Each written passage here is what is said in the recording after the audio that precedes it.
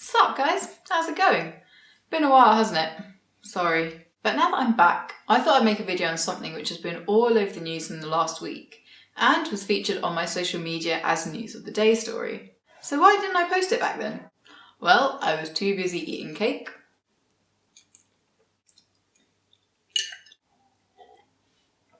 Oh, sweet. And I wanted an excuse to wear my festive jumper. Even if you don't celebrate the festivities, it's a cracking jumper. So the story of the girl who has won the right to be cryogenically frozen has sparked debate in the scientific community and in the wider public. It sounds like something from a sci-fi movie, so what is the actual science behind it? Cryopreservation uses cold temperatures to slow down metabolic processes in cells. And by putting these cells in a state of suspended animation, we can freeze tissues, organs, and people indefinitely. But it's not as simple as that. And the main thing that gets in our way is the formation of ice crystals. Your cells are made up mainly of water and held together by thin cell membranes. So as ice crystals form, they expand and destroy those membranes. And when you thaw them, your cells are completely destroyed. And this isn't ideal when you're freezing a whole person. So at the moment, we've got two ways of freezing cells and keeping them alive at the other end: slow freezing and vitrification. Vitrification is the method used to freeze sperm, embryos, and now people, and gets around the formation of ice crystals in three ways. First of all, high amounts of antifreeze, or cryoprotectant, are used to prevent ice crystal formation outside the cell and sometimes inside the cell, depending on whether the antifreeze can get into the cell through the membrane. This is combined with highly concentrated solutions to draw water out of the cell and make them shrink. After all, if there's no water to freeze inside the cell, your organelles are going to fare better. Finally, the cells are cooled really quickly, at about 20,000 degrees Celsius per minute, which preserves them in a glassy state, which means that the liquid is transformed into a solid without the formation of ice crystals. So this is all well and good for freezing single cells and small tissues, but when you come to organs and people, there are a few problems. First of all, some of the commonly used antifreeze solutions are quite toxic to cells in high concentrations, and that's not ideal when you're trying to preserve precious cells which won't grow back. Secondly, the antifreeze and highly concentrated solutions need to reach all of the cells in the organ to have a protective effect. But when you're talking about organs like the brain, which have adapted to keep stuff out of it in the first place, it's another barrier. Puns for the win! Thirdly, all the cells in our body need to be frozen really quickly for the cells to be preserved without damage. But the sheer number of cells and stuff in our organs slows this cooling rate down quite a lot, to the point where it's not really effective.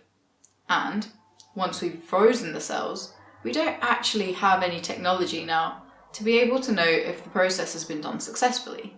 After all, you can't check vitals of someone who hasn't got any vitals. Lastly, once we've frozen the person, they're going to need to stay like that for a pretty long time, because although we can thaw cells right now, thawing a whole body is an entirely different question. So it's a pretty bleak picture for freezing people, and personally, I'm pretty sceptical of cryonics in its present state. For one thing, the process in which the patient, JS, was preserved was pretty haphazard. The people who carried out the preservation at the beginning were all volunteers and trained to some extent, and there were logistics set up in place. They'd liaised with the hospital that they needed to go to carry out the techniques. But the transport to the hospital kind of fell apart, and they had to put her in a taxi or like a van rather than an ambulance because it broke down. So it was kind of sloppy, and not many hospitals wanted to get behind this process. Because it's so new and we haven't really got the technology, we're kind of in this weird grey area where we have to find out stuff as we do it. And when you're talking about making money and not research for a new process, it's kind of unsavoury for people. And that's the whole point, is that we don't know enough about the process.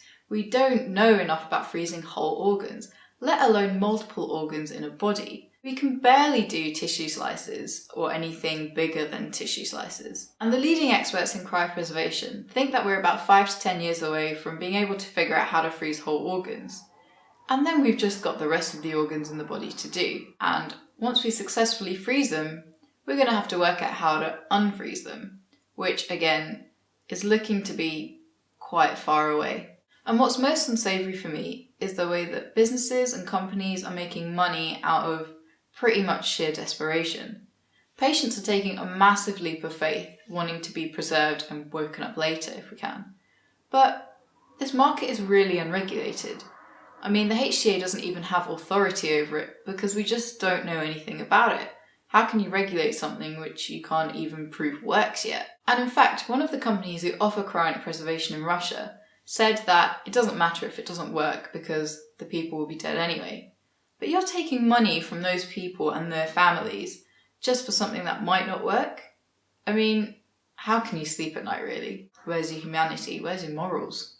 And if we are successful and we do manage to freeze people and wake them up without damaging them physically, what psychological damage or impact is that going to have on a person? Just think of JS. If we manage to cure her cancer in the future and wake her up, she's a 14-year-old girl who has been sleeping for a few hundred years maybe, and has woken up in a completely different time, without family, without friends, without contact. And maybe, because the process might have gone wrong or she might have been damaged in the process or during her sleep, she might be physically damaged. She may have memory loss. How is she going to feel in this new world with new experiences, just completely isolated and alone? It sounds pretty cool when you look at it in movies and you wake up from cryonic preservation a few hundred years in the future. But if you don't know anyone, if you don't have anyone to connect with or anchor you to that point in time, how would you really feel? I think I'd feel kind of lost. And that's coming from me who moved up to Edinburgh in a month without knowing anyone. But with all this being said, all technology needs to start somewhere. And maybe it's worth the money if it gives a 14-year-old peace of mind before they die. I don't know, what do you think?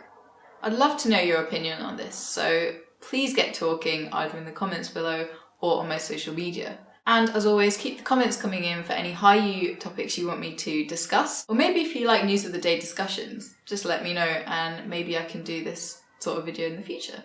Hopefully I'll be back in the new year with loads more videos. If you go to my Facebook now, you'll be able to see a post in which I ask you for help for my next video. So if you're interested, head over there and maybe you can help me out. So that's it for now, guys. All links can be found in the description below on the topics I've discussed in this video and social media links and stuff like that. But as always, thanks for watching and have a wonderful day.